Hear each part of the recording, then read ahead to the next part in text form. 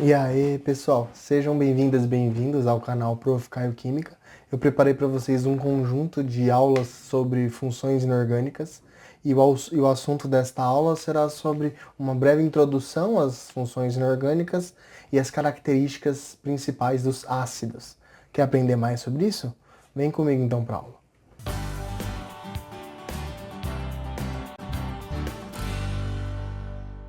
Ok, pessoal. Então, vamos iniciar a aula. Quando a gente fala das substâncias que tem na natureza, normalmente a gente pode dividir em dois principais grupos de substâncias, o que a gente chama de substâncias orgânicas e o que a gente chama de substâncias inorgânicas. Qual que é a diferença de uma para ela? Normalmente, de uma para outra, né? Normalmente, as substâncias orgânicas, elas são substâncias que, na estrutura dessa substância, tem átomos de carbono. E não só tem átomos de carbono, como normalmente é comum em estruturas orgânicas os átomos de carbono estarem conectados, estarem ligados um ao outro, formando diferentes tipos de estrutura. Ah, as estruturas inorgânicas, ou que a gente pode chamar também de substância inorgânica, já são substâncias que na maior parte das vezes são de origem mineral e que são substâncias formadas pelos outros elementos da tabela periódica que não envolvem o carbono, apesar de existirem também substâncias inorgânicas que envolvem o átomo de carbono, mas em geral ele não vai estar presente em estruturas com carbono conectado ao outro como tem substâncias orgânicas, né? Alguns exemplos que a gente pode dar, por exemplo, para substância orgânica, tem várias substâncias na natureza, mas que eu coloquei alguns exemplos aqui, como a sacarose, né, que é o açúcar que a gente utiliza bastante no dia a dia na nossa cozinha, né? O etanol, que é o álcool também que a gente usa tanto em casa quanto para abastecer carro e tal. O ácido acético, que é o principal constituinte do vinagre, que também a gente usa em casa, entre outras substâncias orgânicas presentes na natureza que envolvem átomos de carbonos. Com relação às substâncias inorgânicas, existem também diversas substâncias que a gente vai dar o foco maior, mas que a gente vai dividir principalmente em quatro grandes grupos de substâncias inorgânicas, em que na aula de hoje a gente vai comentar mais sobre os dois primeiros, mas que são os quatro principais, vamos dizer assim, grupos que as substâncias inorgânicas podem ser divididas, né? Seriam esses grupos ácido, base, sais e óxidos. Na aula de hoje a gente vai focar mais nos ácidos e bases. Por que que a gente normalmente costuma estudar bastante esse assunto? Porque ah, essas funções inorgânicas, tanto ácido, base, incluindo também sais e óxidos nesse caso, são muito importantes na natureza em diversas coisas.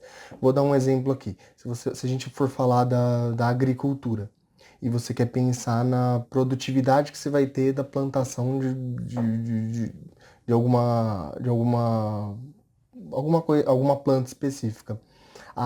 Dependendo da acidez ou a basicidade que tiver o solo onde vai ser feita essa plantação, isso pode influenciar em todo o crescimento da planta, como também fatores relacionados com produtividade e tudo mais. Por isso que normalmente os produtores eles sempre estão medindo, vamos dizer assim, a acidez do solo e, se necessário, corrigindo para que isso não tenha um impacto muito grande na produção no caso das plantas desse agricultor. Além disso, podemos citar também a importância do- da acidez, por exemplo, na parte biológica, vamos dizer assim, no nosso corpo, que dependendo da parte do nosso corpo, é necessário determinadas faixas de acidez, que a gente vai depois comentar melhor sobre isso, sobre o pH, mas dependendo da parte do corpo e a função que essa parte do corpo tem, tem diferentes valores de pH que são ideais para que as funções sejam, vamos dizer assim,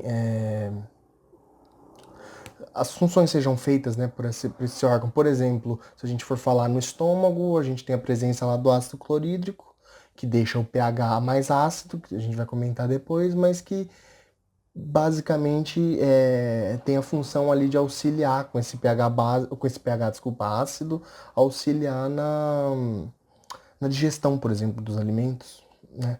Na digestão de proteínas e entre outras partes do corpo que cada uma vai ter um pH específico dependendo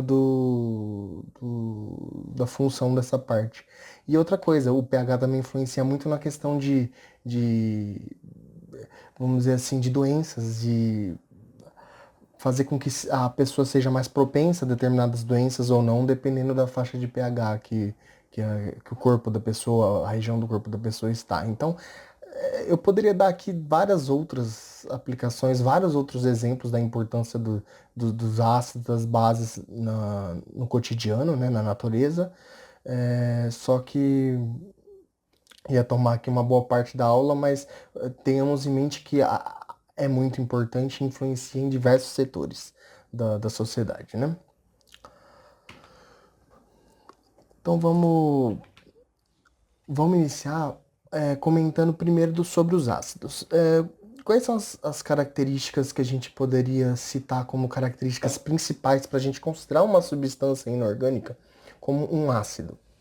A primeira delas que a gente pode dizer é que todo ácido eles são considerados eletrólitos. O que seriam esses eletrólitos?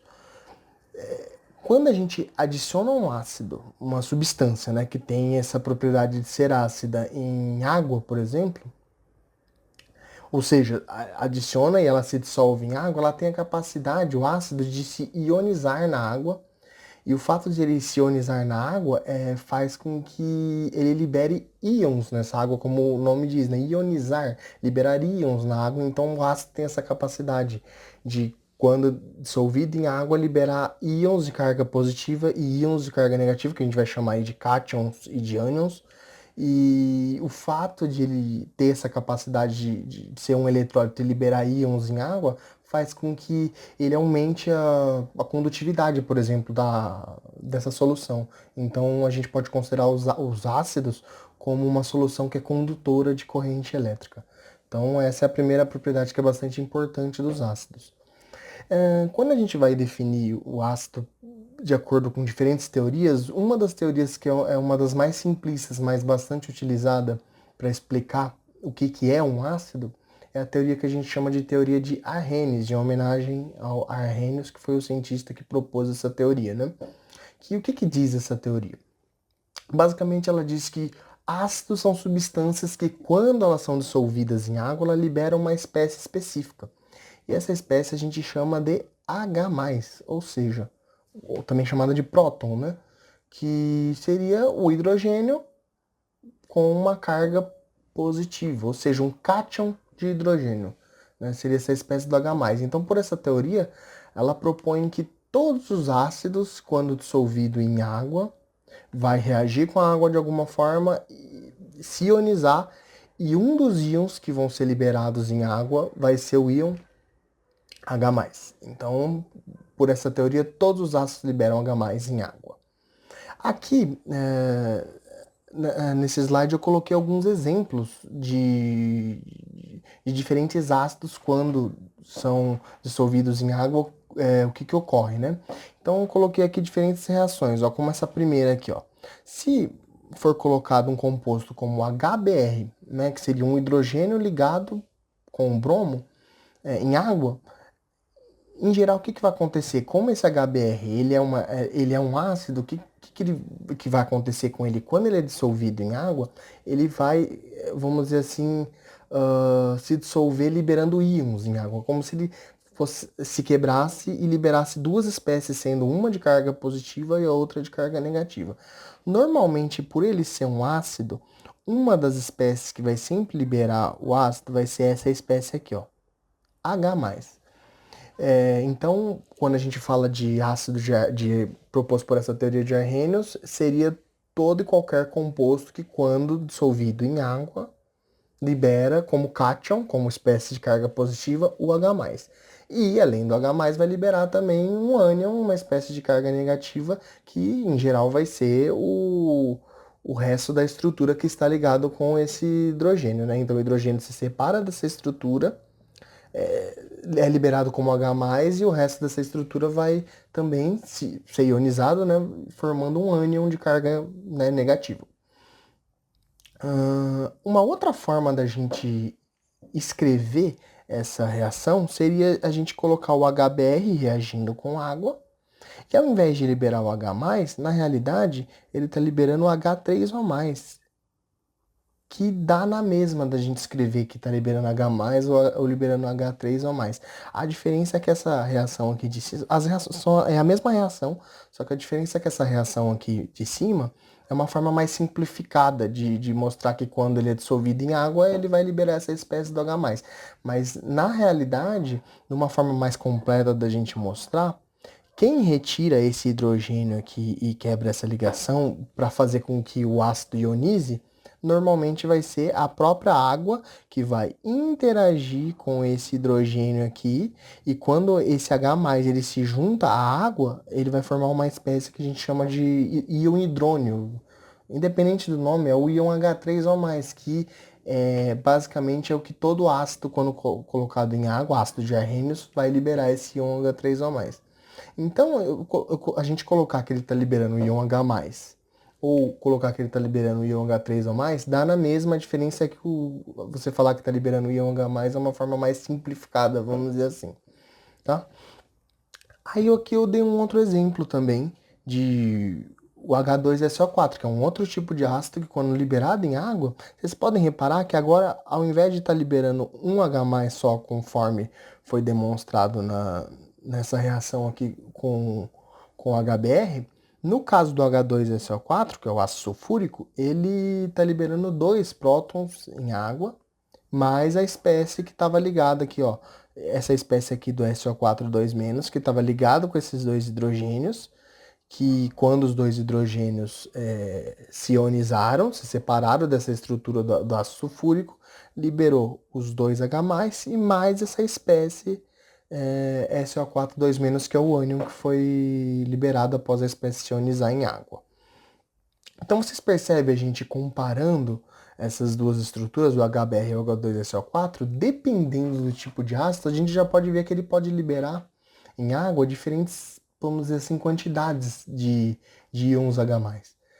Mas independente da quantidade de íon H+ que aquele ácido vai liberar, para ser considerado um ácido, mais especificamente o ácido de Arrhenius, proposto por essa teoria, ele tem que liberar o íon H+ em solução.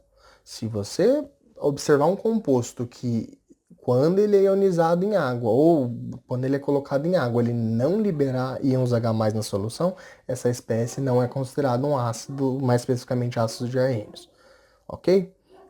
Aí aqui embaixo tem a reação mostrando o ácido sulfúrico reagindo com as duas águas, e cada uma das águas, vamos dizer assim, interagindo com um dos hidrogênios do ácido sulfúrico. Então, produzindo dois íons hidrônio, que seria similar aos dois íons H+, que estão sendo produzidos, só que agora representando com a água ligada a esse íon H+, né? Então, basicamente, são essas formas de representar. Então, sempre que você quiser representar um ácido em solução, você vai colocar esse ácido reagindo com água e produzindo os íons H+ ou H3O+, mais o ânion que foi liberado após os hidrogênios serem ionizados.